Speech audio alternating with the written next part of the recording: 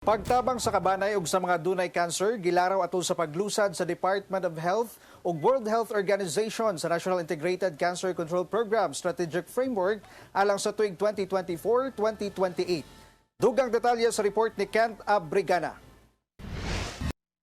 Unom ka bulan na nga nagapuyo sa House of Hope Foundation for Kids with Cancer Incorporated sa Davao City ang 4 anyos kasigihan kinsa taga tawi-tawi ug dunay sakit nga leukemia nga usa ka klase sa cancer sa dugo.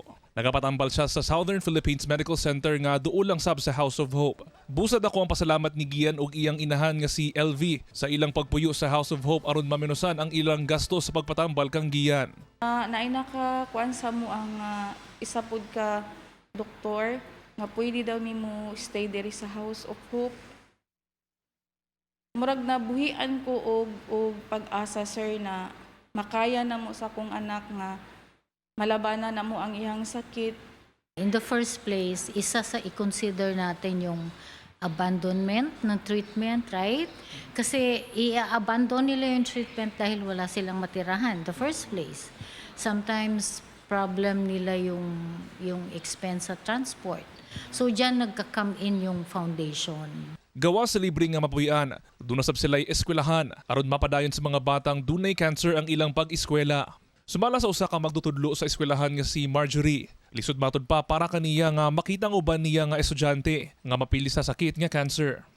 Sa ako is murag affected pod ko kay na banding pod bayan akong mga bata din hino. Ampo jud pod namo nga kanang maayo jud sila sa ilahang gibati. Pero Busa dakong tabang kayod alang sa mga batang dunay cancer ug ilang pamilya ang gilusad sa Department of Health ug World Health Organization nga strategic framework alang sa tuig 2024-2028 atol sa selebrasyon sa ikalimang anibersaryo sa National Integrated Cancer Control Act kun NICA. Ilawom sa maong balaod, namugna ang National Integrated Cancer Control Council, lakip ang Cancer Assistance Fund nga maghatag og financial support sa mga pasyente ug libre nga tambal pinaagi sa Cancer and Supportive Palliative Medicines Access Program. But in 2023, we expanded the guidelines with the DBM to include those who are not yet diagnosed with cancer.